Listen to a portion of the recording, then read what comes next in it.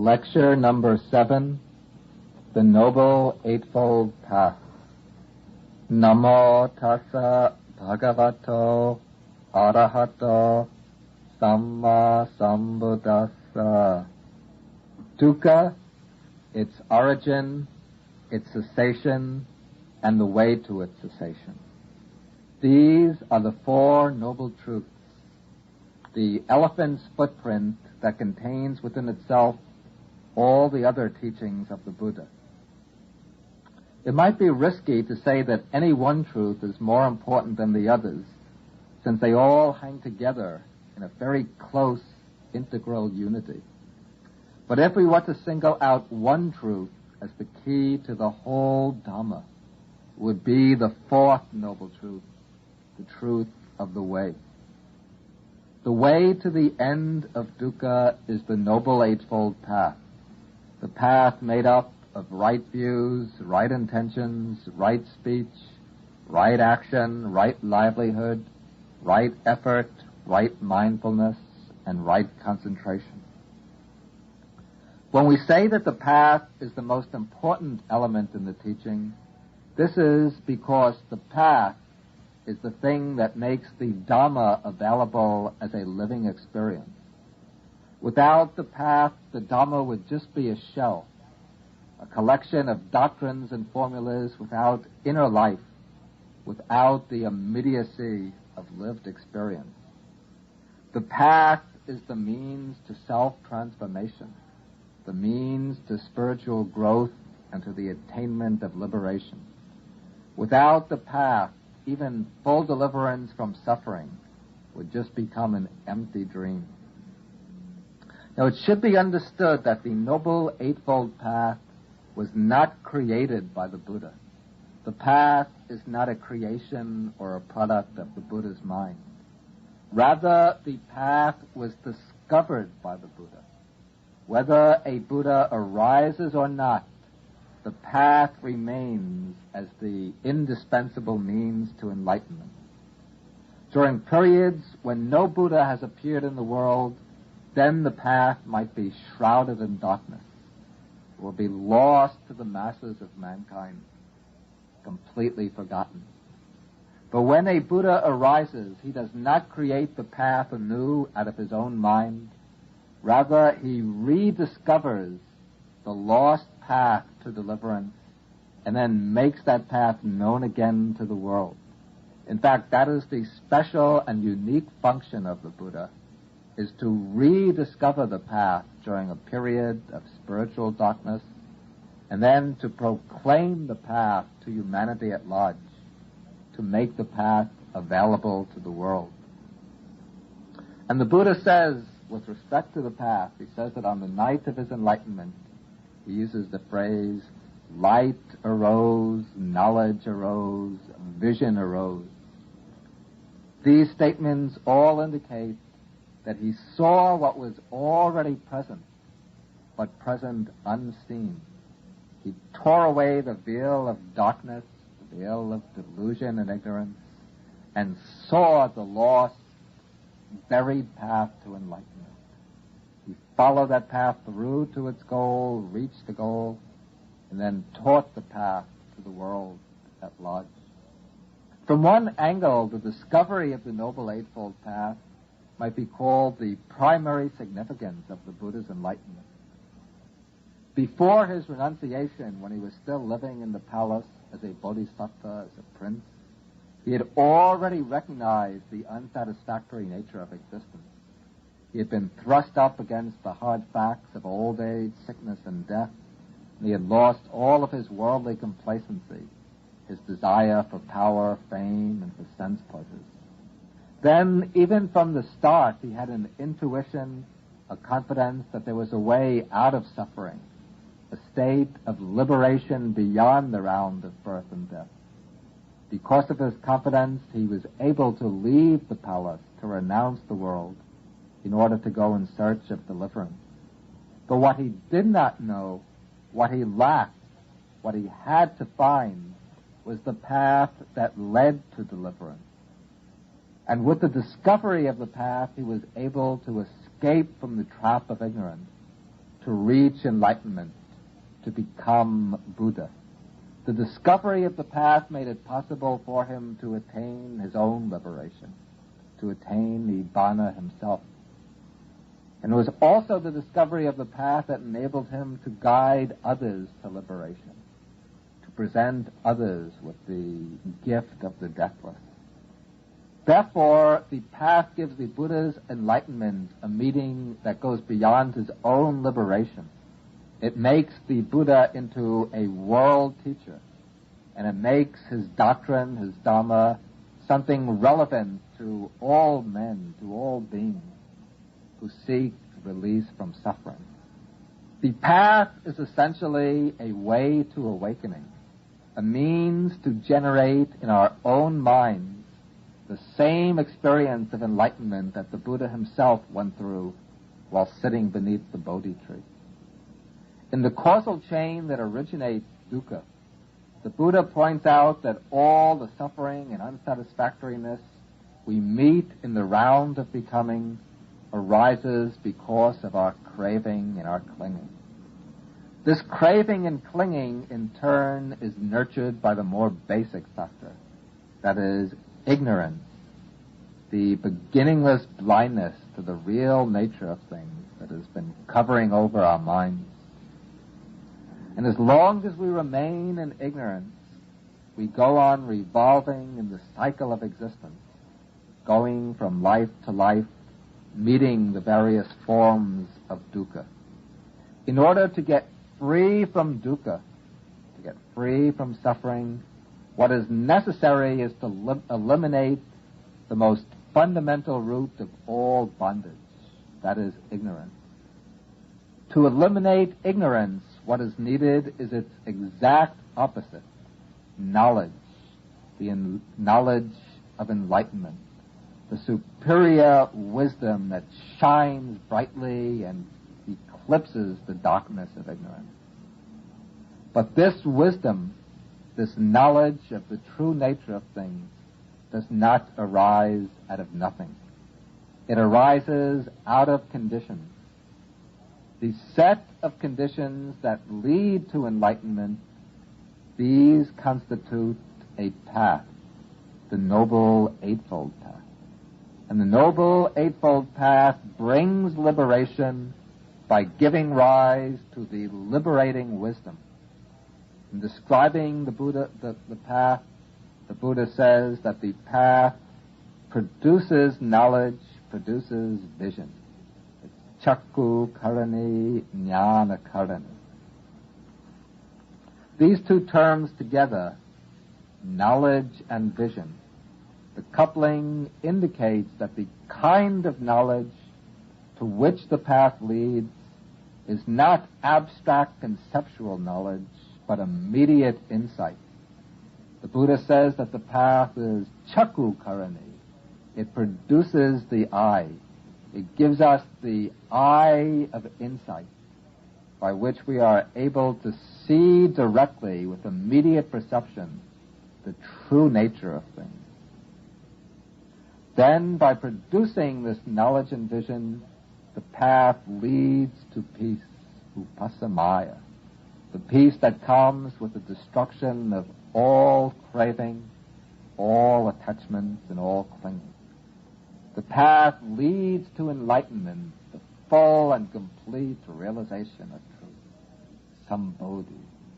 And by leading to enlightenment, it leads us out of the cycle of suffering, the round of birth and death, to the ultimate goal, the unconditioned state, Nibbana, the deathless.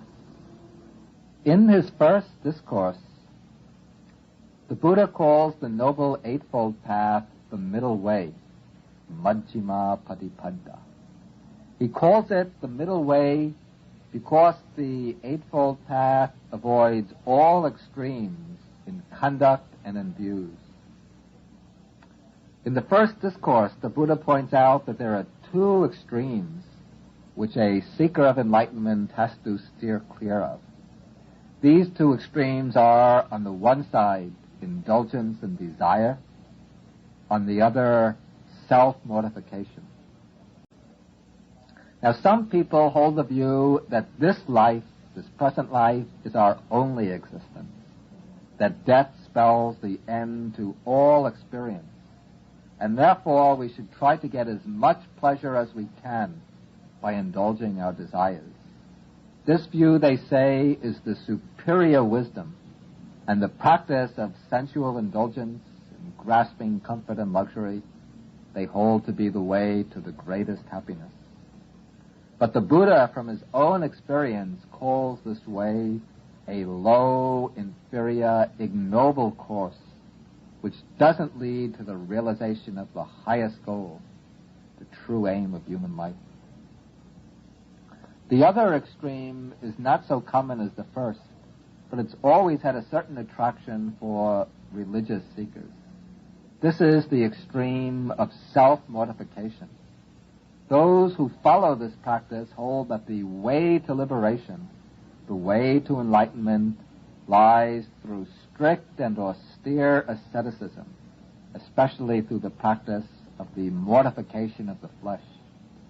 Generally, those who follow this path regard the body and the spirit as exclusive and antagonistic opposites. And they see the mind of man as a battlefield where a struggle takes place between the spirit and the flesh. The flesh they hold to be the source of evil, of desire and darkness. The spirit, the source of goodness, of light and freedom. And to liberate the spirit, they say, the flesh has to be subdued by fierce austerities, by tormenting the body, by depriving the body of its vital requisites, until the spirit can be released from the prison of the body. The Buddha himself had practiced this path of asceticism before his enlightenment, but he found that it doesn't lead to the goal. Therefore, he later called the path of self-affliction painful, ignoble, and not conducive to the goal. He advised his disciples also to steer clear of it, not to follow that kind of practice. Instead, in its place, he holds up the noble Eightfold Path as the middle way. And it's called the middle way not because it lies in between the two extremes, as a compromise between too much and too little, but rather because it rises above them, because it's free from their errors, from their imperfections, and from the blind alleys to which they lead. On one side, the Noble Eightfold Path avoids the extreme of sensual indulgence. On the other, it avoids the extreme of self-affliction. To follow the middle path means to provide the body what it needs to stay in a strong and healthy condition, and yet at the same time to rise above bodily concerns in order to train the mind in right conduct, concentration, and wisdom. In fact, the middle way is essentially a way of mind training. And one error, frequent error, has to be pointed out, and that is that the middle way is in no way a compromise with the attitude of renunciation. In following the Noble Eightfold Path, the mind has to be strengthened, trained in the strongest attitude of renunciation, detachment from the demands of craving and clinging. The middle way doesn't compromise at all the spirit of renunciation. But what it recognizes is that the real renunciation, the most important renunciation, is an inward mental act to be achieved by training the mind, not by tormenting the body. Now, as its name suggests, the Noble Eightfold Path is made up of 8 factors. And when it's called the Eightfold Path, we have to be careful not to understand this wrongly. The 8 factors of the path are not 8 steps to be followed in sequence. In actual practice, certain factors have to be developed before other factors can arise. But ideally, each factor that emerges does not replace the one that comes before it.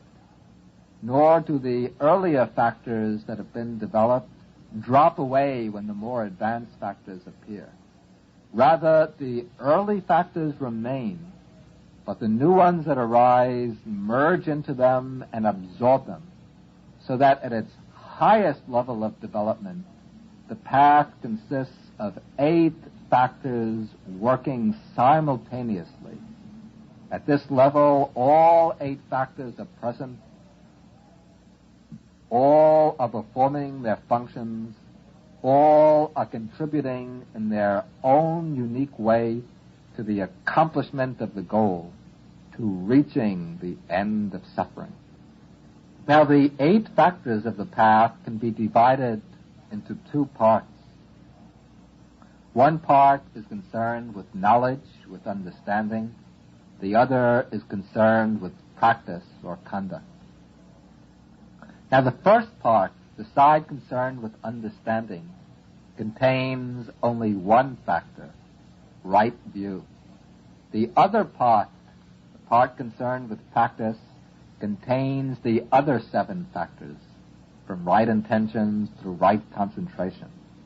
And so from this twofold division, we can see the tremendous weight that falls on right view. Right view is placed first, right at the beginning of the path, because right view is the eye which guides and directs all the other factors. And the relationship between the 2 groups of path factors can be illustrated by an analogy. If we're going to drive a car, we need both our eyes and our limbs. We need eyes to see which way to go, and we need our limbs, the hands and feet, in order to maneuver the car. If we have eyes, but if we're crippled and can't use our hands and feet, then we can't move the car at all. We'll just remain in the same spot. And if we can use our limbs, but if we lack sight, if we're blind, then it would be dangerous even to try to drive. To maneuver the car and get to our destination, we need both the eyes and the limbs working in harmony. Similarly, in the practice of the path, we need both aspects. The aspect of vision or understanding supplied by right view in order to see the way to travel along the path. Then we need the other factors, conduct or practice, in order to bring us to our destination. Now, the Buddha places right view at the beginning of the path to show that before we can set foot on the actual practice, we need the understanding provided by right view as our guide, our inner director, to show us where we're starting from, where we're heading, and what are the successive stages to be passed through in practice. Usually, the Buddha defines right view as the understanding of the 4 Noble Truths: suffering, its origin, its cessation, and the way to its cessation. To follow the path right from the start, we need a correct perspective on the human condition.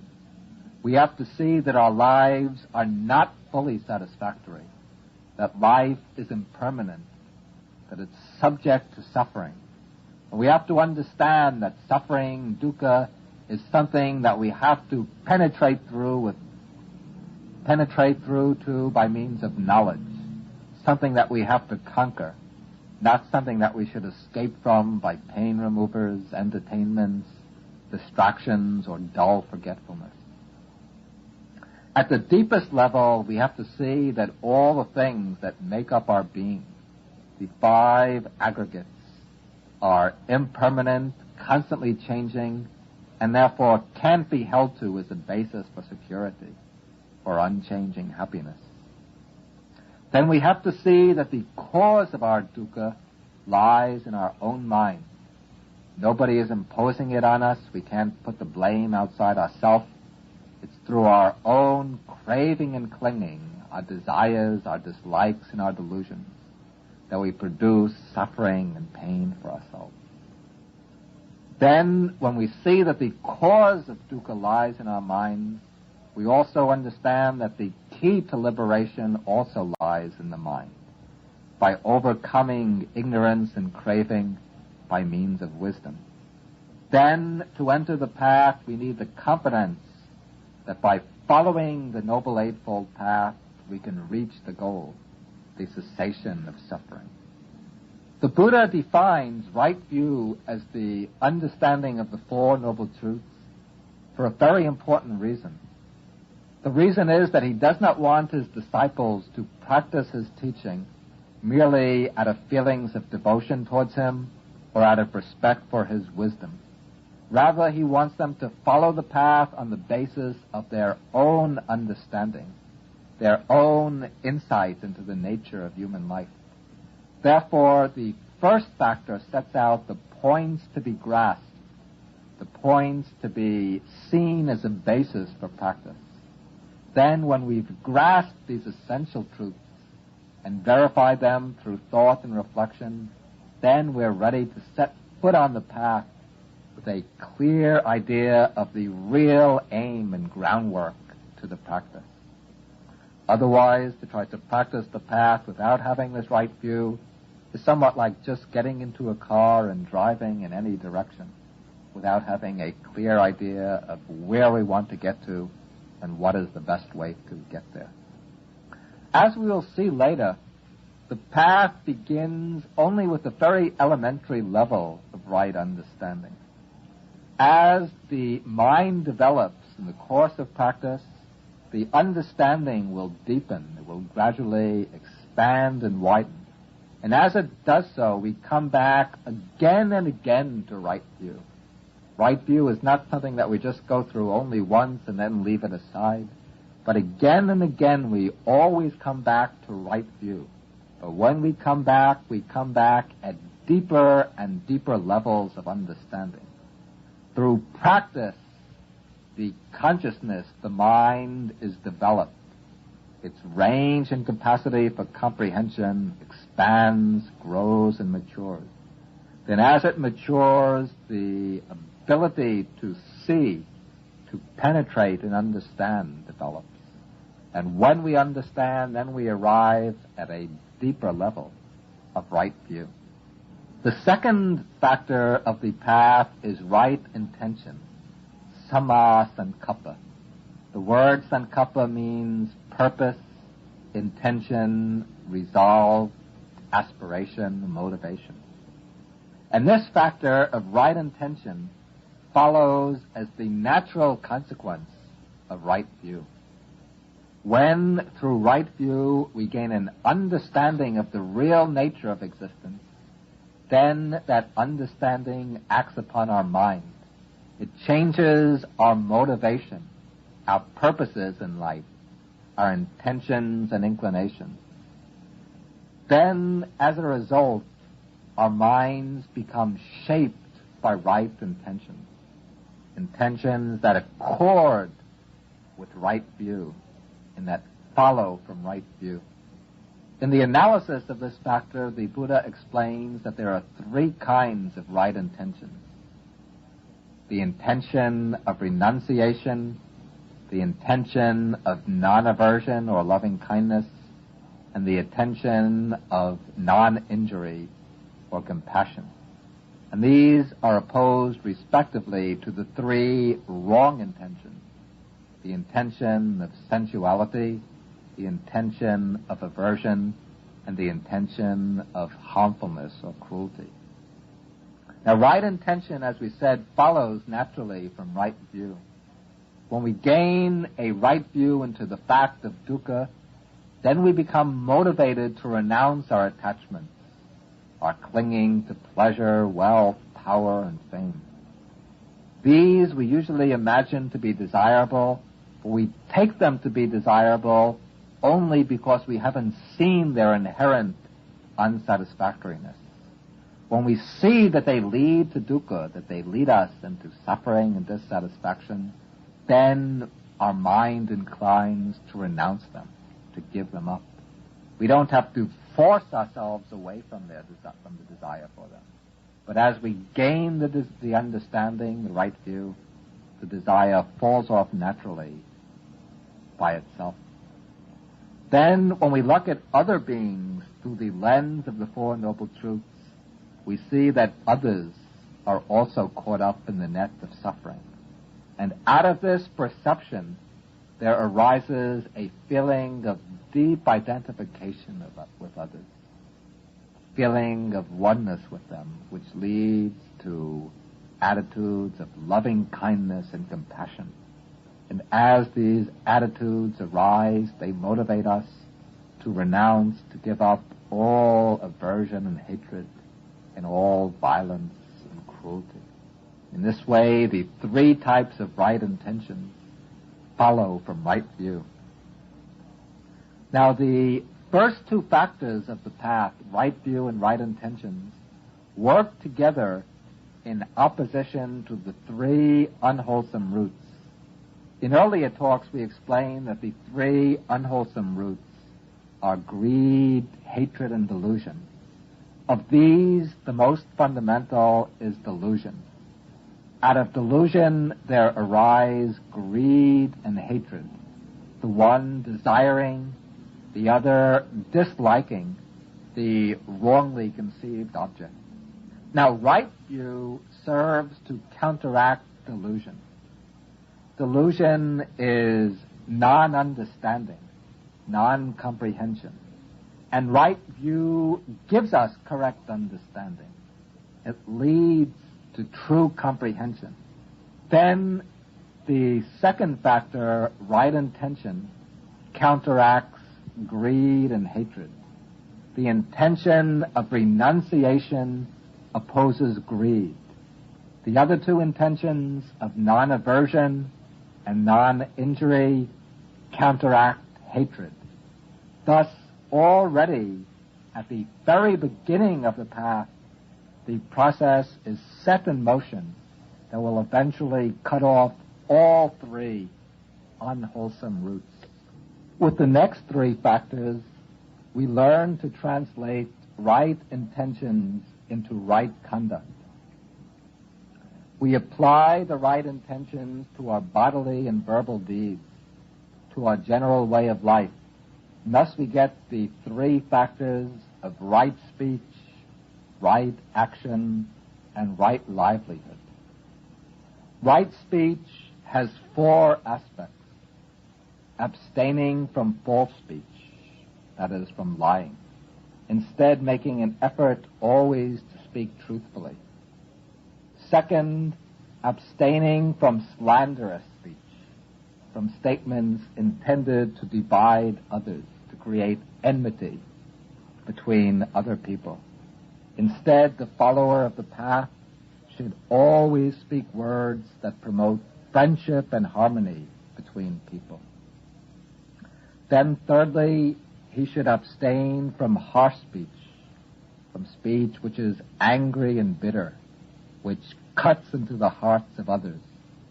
Instead, his speech should always be gentle, soft, and affectionate.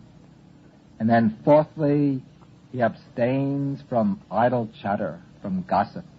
Instead, he should always speak words that are meaningful, significant, and purposeful.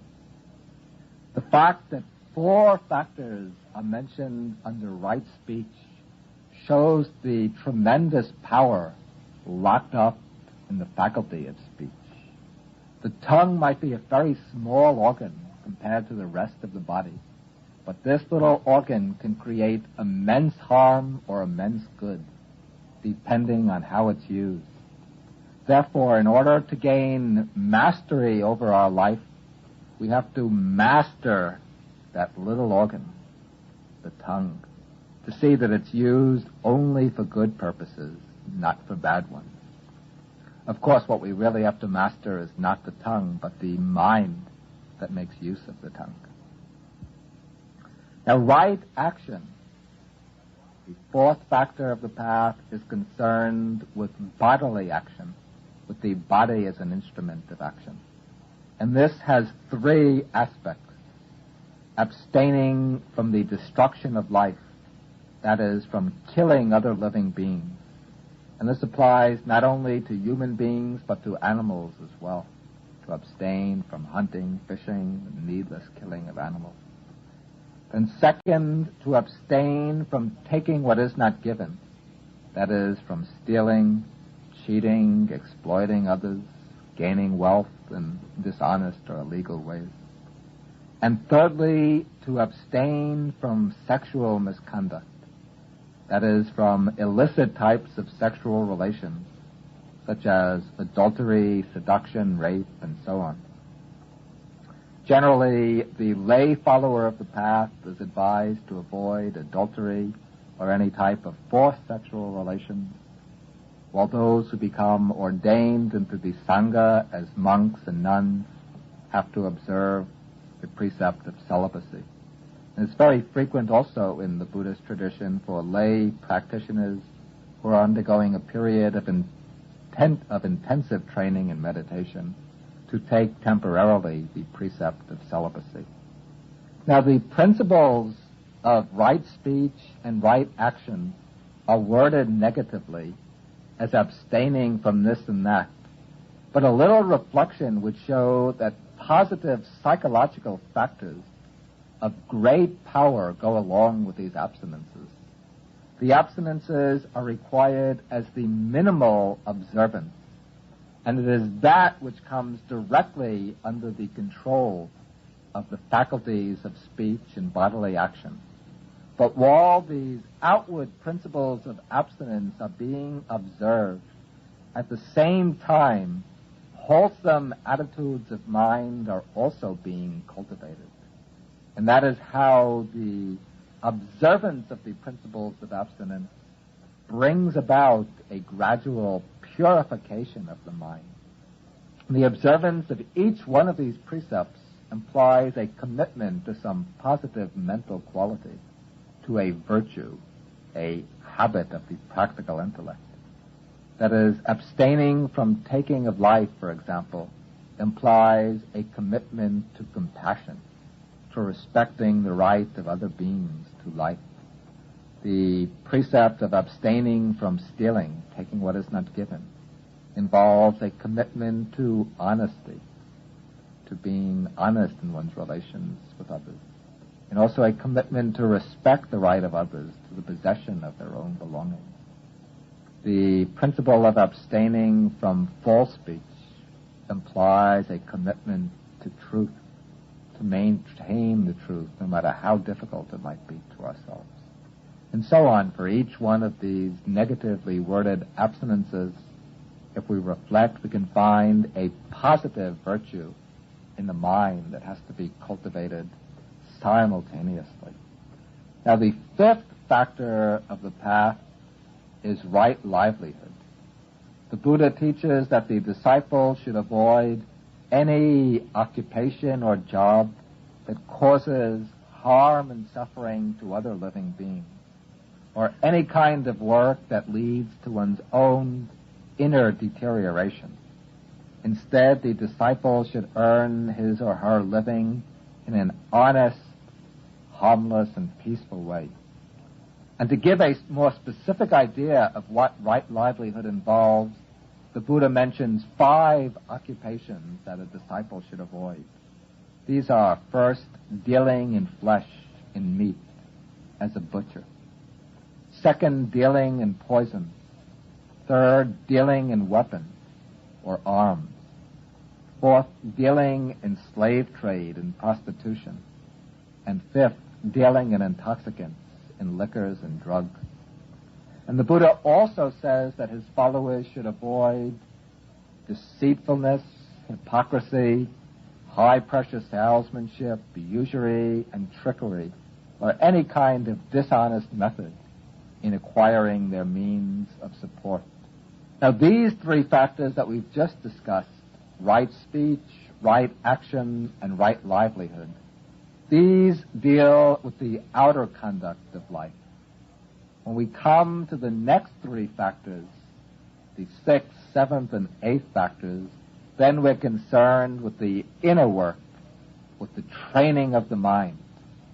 The Buddha begins the mind training with right effort, samavayama. This factor the Buddha places a special stress on for the reason that the practice of the path requires work. It calls for energy and exertion. The Buddha is not a savior. The means to deliverance he gives in the path. And we can't expect to get anywhere along the path without making the effort. The Buddha says that the Tathagatas, the enlightened ones, point out the path. You yourselves must make the effort. The goal, the Buddha says, is for the energetic person, not for the lazy one. And here we come to the great optimism of Buddhism. The optimism which, in my view, refutes all the charges of pessimism. The Buddha says that through right effort, through right exertion, through the right application of energy, it's possible to change and transform the whole structure of our lives. We're not the hopeless victim of our past conditioning. We're not the victim of our genes, of environment, of our upbringing, and so on.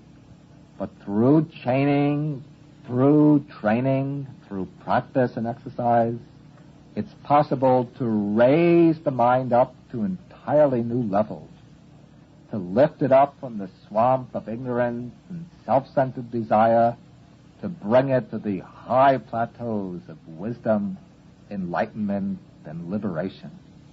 It all takes work.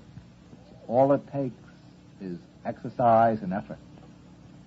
Practice that has to be built up day by day, month by month, year by year, even lifetime by lifetime. But with this practice, we can lift the mind up to the highest levels of spiritual attainment.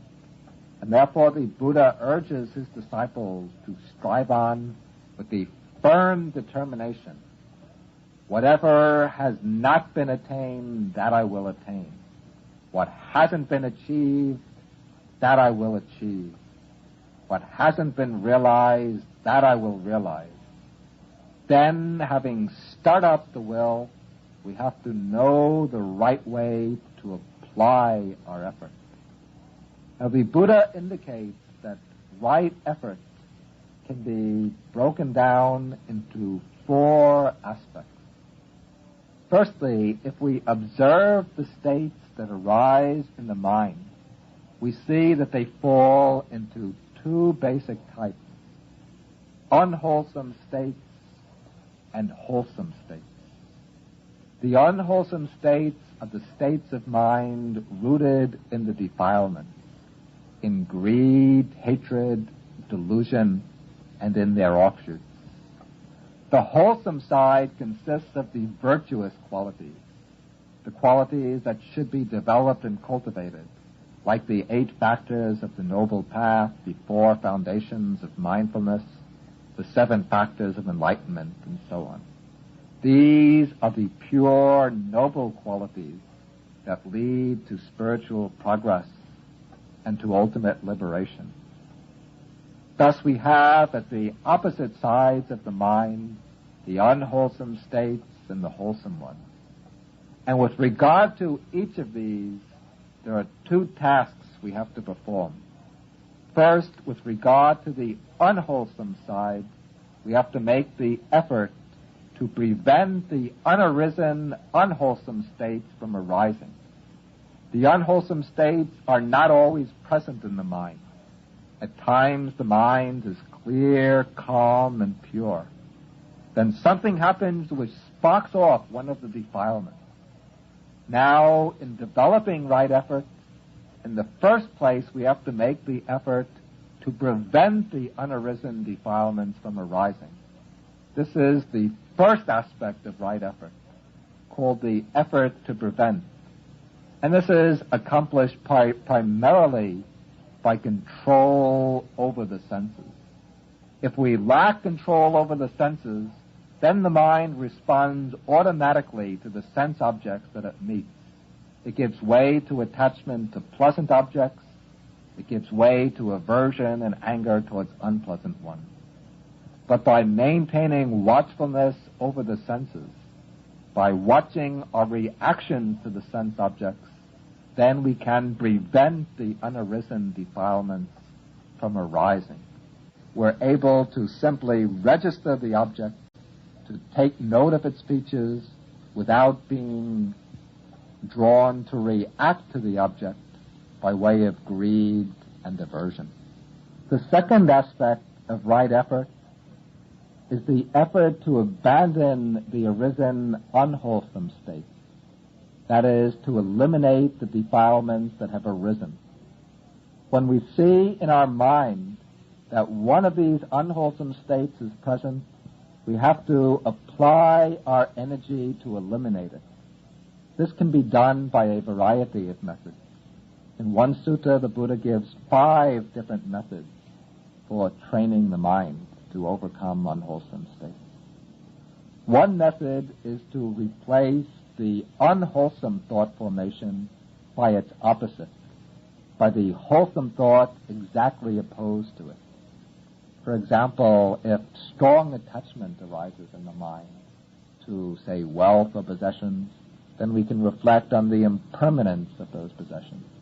When we do that, the attachment fades away. If strong sensual desire arises in the mind, especially for a monk or a nun or a meditating yogi, then if he reflects on the impure nature of the body, how the body is just a heap of skin, bones, organs, and blood, then the sense desire fades away. When anger and ill will towards a person arise in the mind, then by reflecting or meditating on loving kindness, the feeling of loving kindness will dispel the anger. Or if the state of depression or dejection arises in the mind, then reflecting on the noble qualities of the Buddha gives a kind of joy and encouragement which inspires us to make further effort. So in that way we use one thought, a wholesome thought, to knock out the unwholesome thought.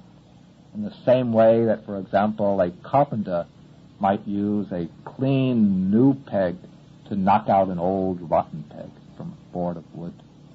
A second method to use is to develop a keen sense of the danger in the unwholesome thoughts, to recognize how they keep us entangled in suffering and prevent us from accomplishing the real good for ourselves and for others. Still, another method is to turn the mind away from the objects that are stimulating the unwholesome thoughts, to divert the mind to some other object of concentration. For example, perhaps just to the breathing or to the movement of some part of the body. A fourth method is simply to observe the thoughts themselves, to turn the attention upon the thoughts, to see how they arise, then gradually to still them, to make them quiet down. This can be done also by tracing the causes of the thought in sequence, seeing that thought arises from this cause, that cause from this cause, and so on, back in sequence. This makes the disturbing thoughts quiet down. Then, when all of these other techniques fail, and only then, the last measure which can be used is to meet the unwholesome thought in face-to-face combat, to struggle with it and to expel it from the mind. But this should be used only as the last measure. Okay, now we come to the other side, the third and fourth aspects of right effort. On the other side of the mind, we find that there are many pure, wholesome, virtuous states of mind. And for these two, there are 2 tasks to be performed. First, we have to make the effort to develop the undeveloped wholesome state. We have many beautiful potentials stored up in the mind. We have to bring these up to the surface of the mind, to develop them, strengthen them, to make them shine forth. Then, when we've cultivated them, then we come to the expel it from the mind. But this should be used only as the last measure. Okay, now we come to the other side, the third and fourth aspects of right effort. On the other side of the mind, we find that there are many pure, wholesome, virtuous states of mind. And for these two, there are 2 tasks to be performed. First, we have to make the effort to develop the undeveloped wholesome state. We have many beautiful potentials stored up in the mind. We have to bring these up to the surface of the mind, to develop them, strengthen them, to make them shine forth. Then, when we've cultivated them, then we come to the fourth aspect of right effort. We have to avoid falling into complacency, but we have to make further sustained effort to maintain the wholesome states that have been developed. We have to stabilize them, then bring them to full growth and completion. Thus, the two aspects of right effort on the wholesome side are, first, to develop the undeveloped wholesome states, and then second, to maintain, increase, and complete the wholesome states that have been developed. By applying these four aspects of right effort step by step, we can cleanse the mind of its defilements until it becomes bright and pure and radiant.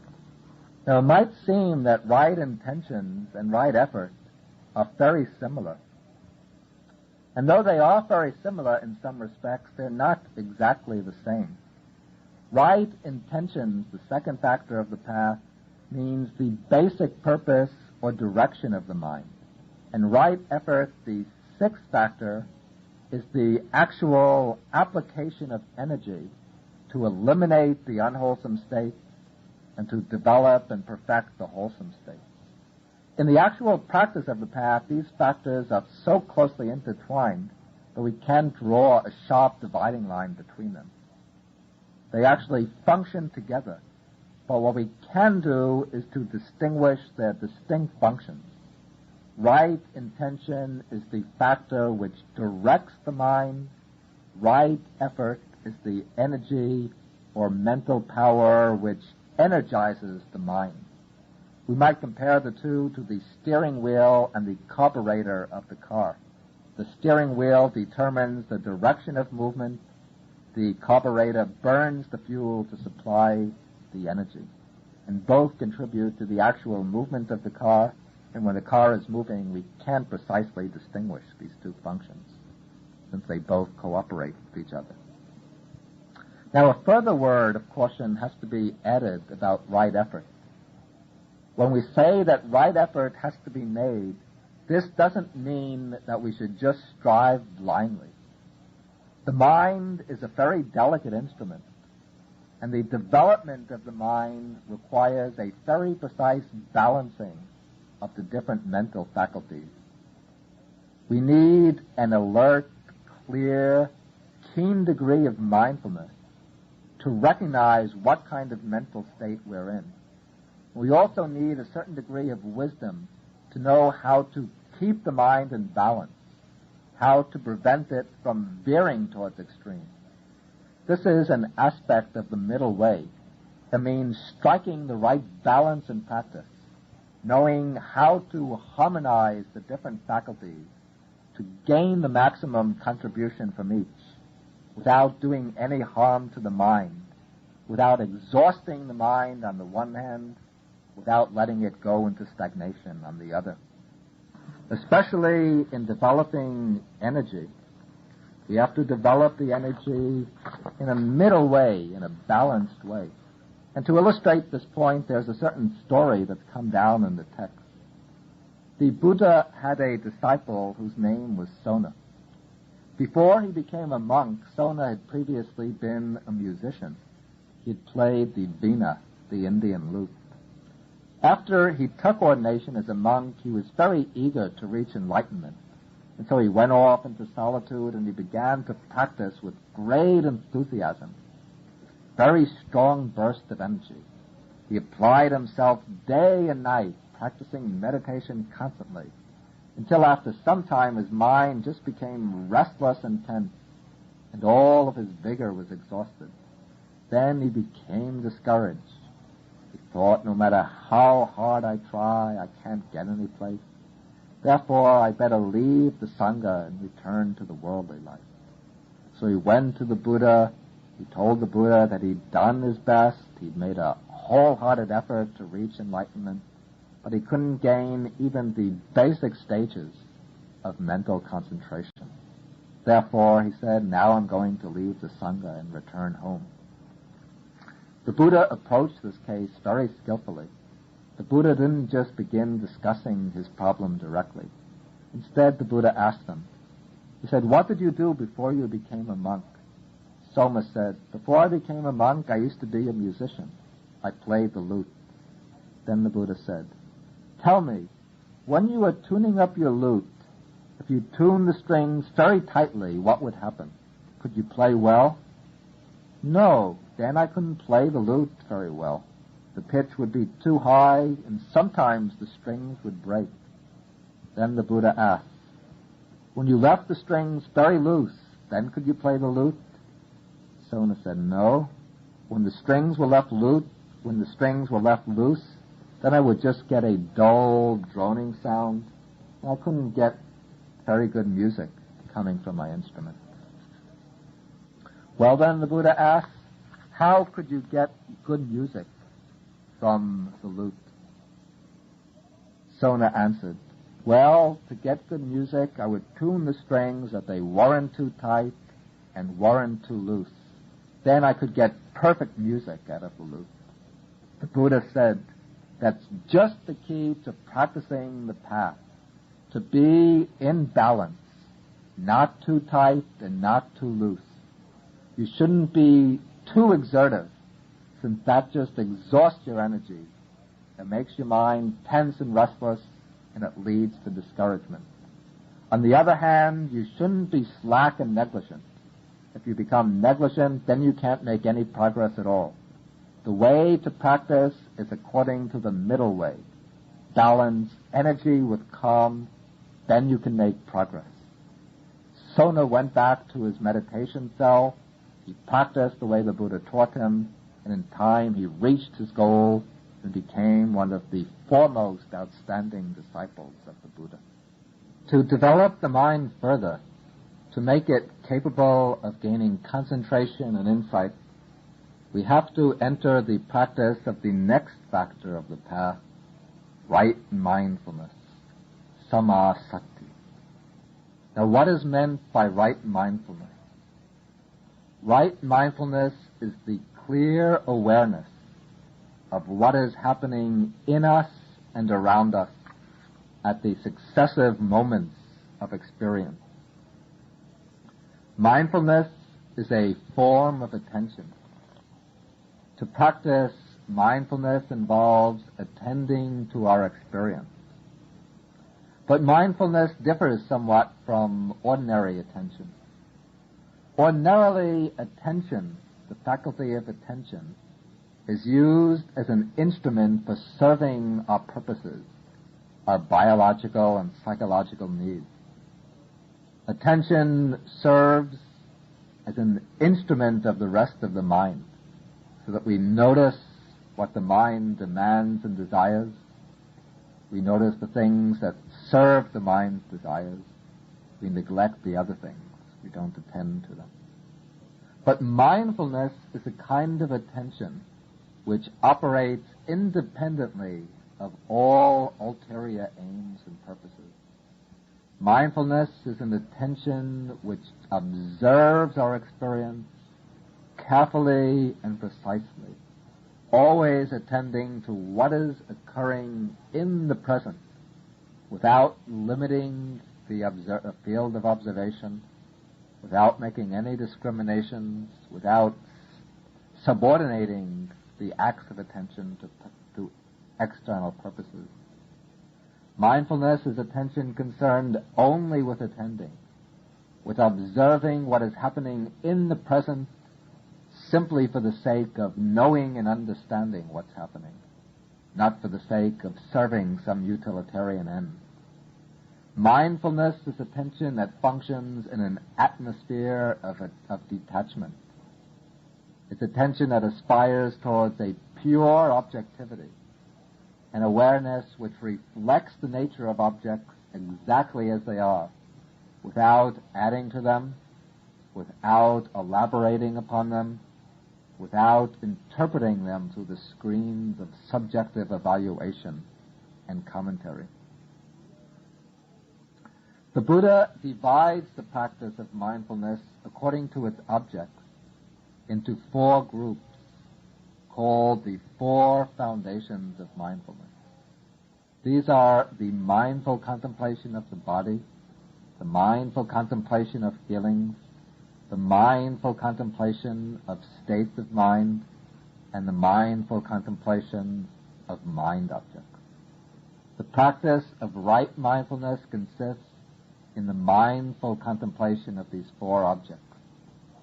In mindful contemplation of the body, the practitioner has to develop a continuous awareness of the bodily process. Begin with the grossest object, the physical body. The mindfulness of the body includes a number of exercises. The most basic of these is the mindfulness of breathing, anapanasati. Sitting in a comfortable cross-legged posture, the meditator, when breathing in, becomes aware of breathing in. When breathing out, he becomes aware simply of breathing out. When taking a long breath, he's aware of the long breath. When taking a short breath, he becomes aware of a short breath. Thus the mindfulness just follows the in and out movement of the breath exactly as it occurs. This mindfulness can then become extended from the breathing to all the different aspects of bodily experience. The whole body itself becomes the object of mindfulness, attended to with mindfulness. The body becomes analyzed into its component parts, its organs, its tissues, and so on. That the body becomes laid out, as it were, on a slide, a mental slide available to our contemplation. Mindfulness of the body can further be applied to action, to the different postures of the body, walking, sitting, standing, and lying, to the different activities, eating, moving about, going to the bathroom, lying down, speaking. Every aspect of physical experience of the body eventually comes into the range of mindful contemplation. The second foundation of mindfulness is mindfulness of feeling. This involves attending to the feelings that arise on the different moments of experience. The pleasant feelings, the painful feelings, the neutral feelings. Whatever feeling arises is attended to with bare mindfulness, without liking and disliking. We simply become aware of whatever feeling has arisen. In this way, we prevent the mind from getting sucked into the feeling, from grasping after pleasure, from running away after pain. The mind becomes able to look at all the states of experience with calm equanimity and self-possession. The third foundation of mindfulness is the mind itself, that is, the general state of consciousness. To practice the contemplation of the mind, we have to see into the actual present state of mind clearly and precisely. You have to understand what kind of mental state is occurring. You have to clearly reflect the state without judging, without reproaching ourselves for the unwholesome state, without congratulating ourselves for the wholesome state. We just see the nature of the state of mind with detached observation. Then we have to determine the nature of that state, whether it's a wholesome state or an unwholesome one. Then we have to see into the kind of wholesome or unwholesome state of mind, whether it's a state that has attachment, aversion, or delusion, whether a state free from attachment, aversion, and delusion, and so on. Whatever state of a mind arises is noted just as it is, then allowed to go its own way without clinging to it. The third foundation of mindfulness is called Dhammanupassana, the contemplation of Dhammas. The Dhammas spoken of here are the factors and objects of the mind. At this level of mindfulness, we tune in on the specific contents of the mind, rather than the general state of mind, as we did in the previous exercise. Here the mind is dissected into its components, to see what factors are at work within it, whether the defilements are present or the wholesome factors. Then if the defilements are present, we have to note their presence, then investigate them to see how they arise, how they can be eliminated, how they can be prevented from occurring in the future. Then when the beneficial factors, states leading to liberation arise, we become aware that they are present. Then we investigate how they arise and how they can be developed, how they can be perfected. Mindfulness of Dharmas also has another aspect, that is the contemplation of the basic factors of experience, not from the standpoint of ethical evaluation, but as a pure contemplative exercise aimed at insight, as seeing into the true characteristics of the body-mind process. But this we will deal with at greater length in the following talk. Now, right effort and right mindfulness work together in close cooperation. Right mindfulness makes us aware what kind of state has arisen, whether a wholesome state or an unwholesome one. Then, through right effort, we apply our energy to eliminate the unwholesome states, the states that lead us into greater distraction and entanglement. And again, through right effort, we strive to arouse and strengthen the wholesome states that lead to calm and to clarity.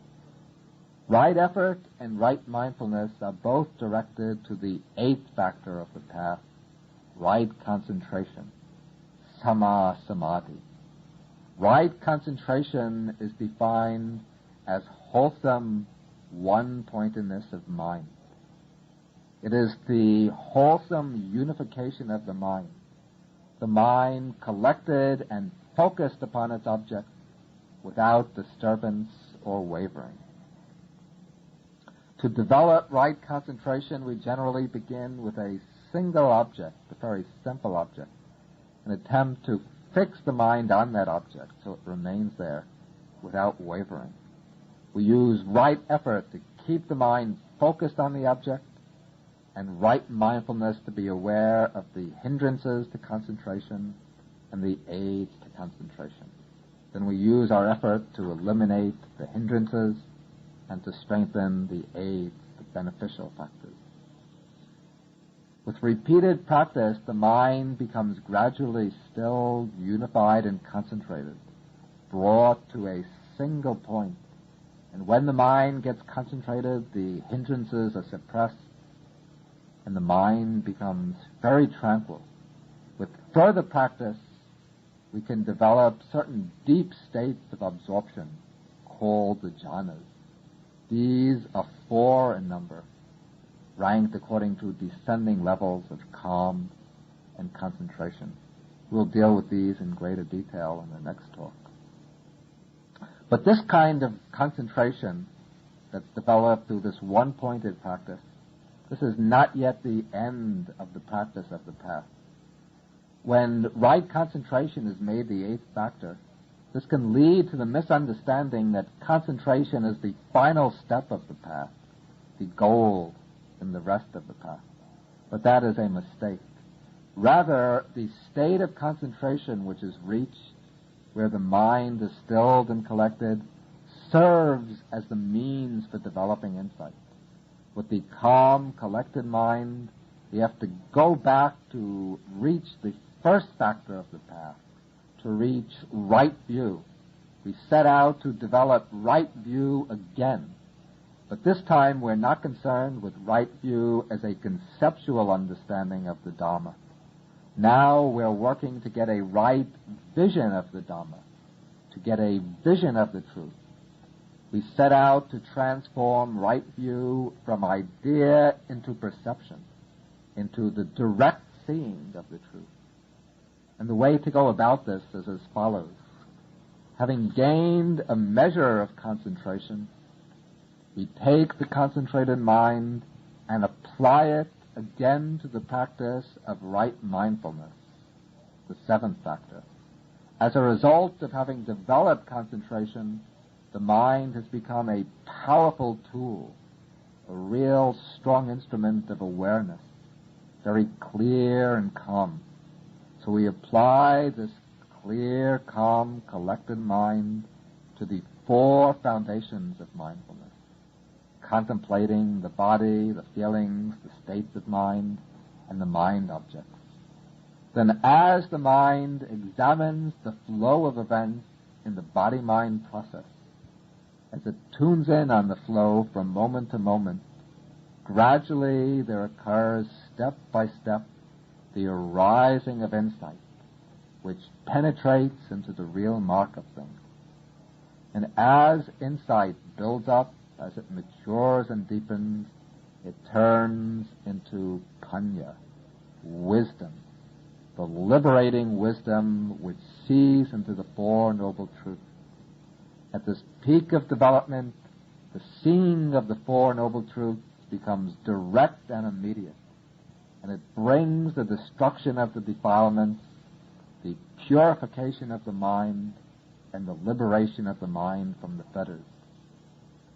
But these higher aspects of concentration and insight, as I said, we will deal with in greater detail in the next talk. So we leave off here. Now, having explained the 8 factors of the path, we should understand that these 8 factors can be distributed into 3 basic groups. These 3 groups are moral discipline, concentration, and wisdom. In Pali, sila, samadhi, and panya. The group of moral discipline includes right speech, right action, and right livelihood. All of these commonly share in the nature of being parts of moral discipline. The group of concentration, the samadhi kanda, includes 3 factors: right effort, right mindfulness, and right concentration. The last of these, right concentration, is the primary member of the group. The other 2 work together to bring about the state of deep concentration. Therefore, this last factor gives its name to the entire set. Then the last training group is wisdom, the panya kanda. This includes the 2 factors, right view and right intention. Right view represents the direct experiential aspect of wisdom. The inclusion of right intention shows another side to wisdom. It shows the purposive side of wisdom, that wisdom is not merely a matter of passive understanding, but an understanding that has the effect of altering our attitudes and goals, that shows up in our purposes, intentions, and motivations. The 3 aspects of the path are to be developed, with one stage acting as the base for the other. We begin with a kind of preliminary right view and right intentions. These come at the very outset. They're really the forerunners of the threefold training rather than a part of it. To embark on the threefold way, we need a certain right understanding of the nature of existence and the right motivations, the right intentions for taking up the practice. Then we enter the actual training with the factors of moral discipline. We strive to purify our discipline through right speech, right action, and right livelihood. Moral discipline acts as the basis for developing concentration. Then when the mind is calm and concentrated, that acts as the basis for developing wisdom. When wisdom is fully developed, it results in liberation, the release of the mind from all defilements. Now, there are 2 kinds of Noble Eightfold Path. This is an important distinction which has to be remembered. First, there is the Mundane Path, the Lokiya Magga. This is the path that's developed on occasions when we make a deliberate effort to practice the 8 path factors, when we try to purify our discipline, to develop concentration, and to arouse insight, either in limited day-to-day practice or else in intensive periods of practice, as on retreats, we make an all-out effort to develop mindfulness, concentration, and insight. And this is called the Mundane Path, Lokiya Magga. But the name has to be understood correctly. This mundane path is not a worldly path in the ordinary sense, a path leading to wealth, fame, or to worldly success. The mundane path leads to enlightenment. And in fact, we have to practice the mundane path in order to reach the supramundane path. Without practicing the mundane Eightfold Noble Path, we cannot reach the supramundane path. The mundane path is called mundane because even at its highest level in insight contemplation, it still involves the contemplation of conditioned objects, things included in the five aggregates. In this respect, it differs from the supramundane path, which is the direct seeing of Nibbana, the unconditioned element. And also, it should not be understood that one is practicing the Noble Eightfold Path simply when one is trying to live by moral principles. People too often think that the Noble Eightfold Path is simply a path of ethical conduct, and that as long as they're living within the basic framework of morality, that then they're practicing or living in accordance with the Noble Eightfold Path.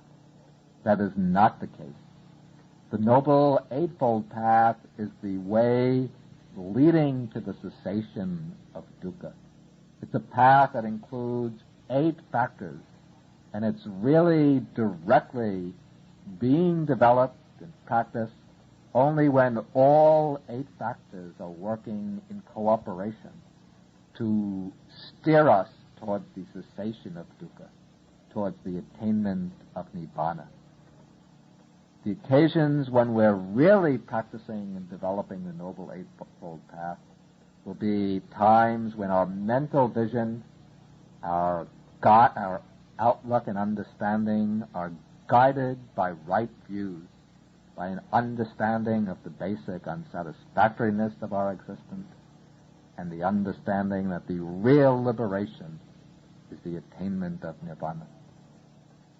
There will be occasions when our motivation is correct, when we're moved to reach deliverance from dukkha, to renounce the attachment to all the different conditioned things of the world. There will be times when our conduct is grounded upon moral discipline, upon the 3 training factors of moral discipline, and when we're making a right effort to purify the mind by cultivating the 4 foundations of mindfulness with a deeply concentrated mind.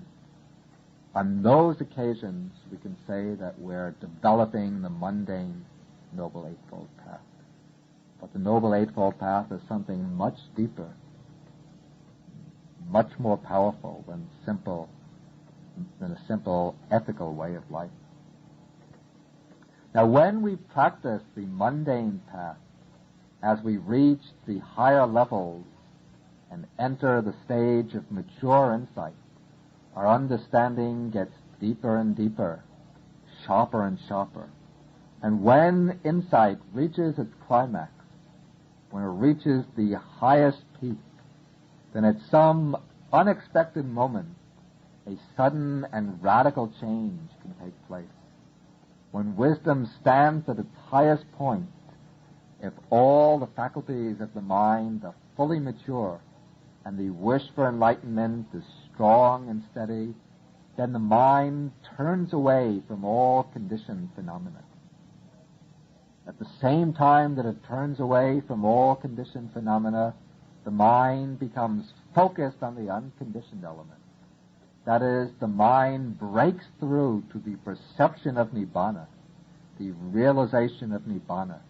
It sees directly into the truth of the deathless element, the unconditioned.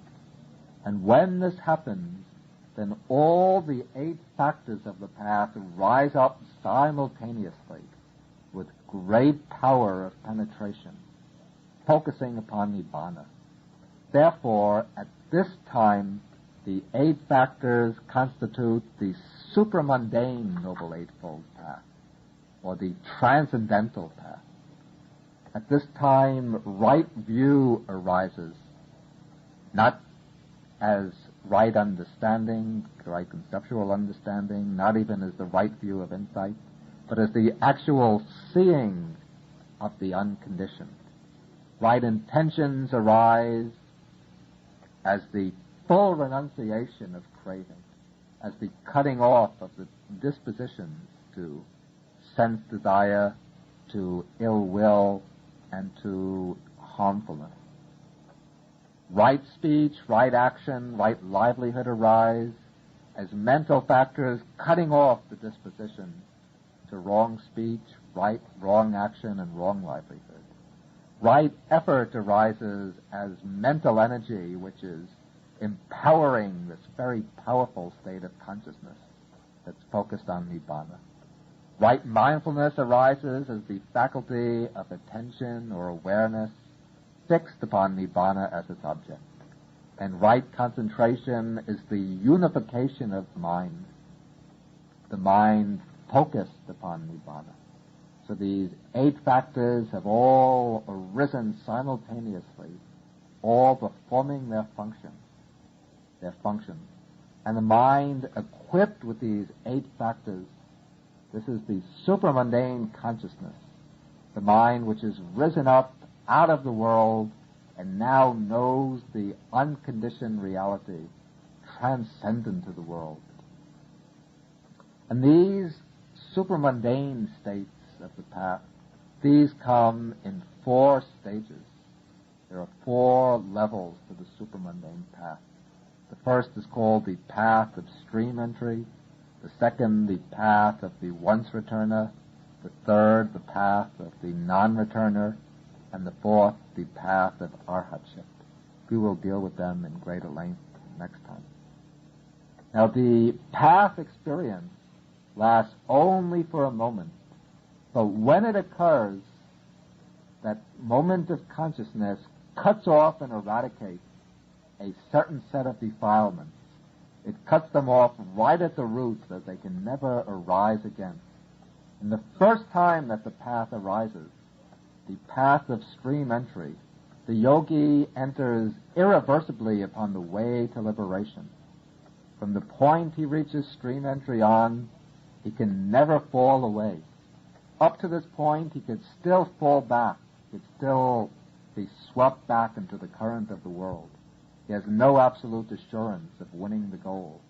But when he reaches the supramundane path of stream entry, in this one moment of realization, a complete change takes place in the very bottom of his consciousness.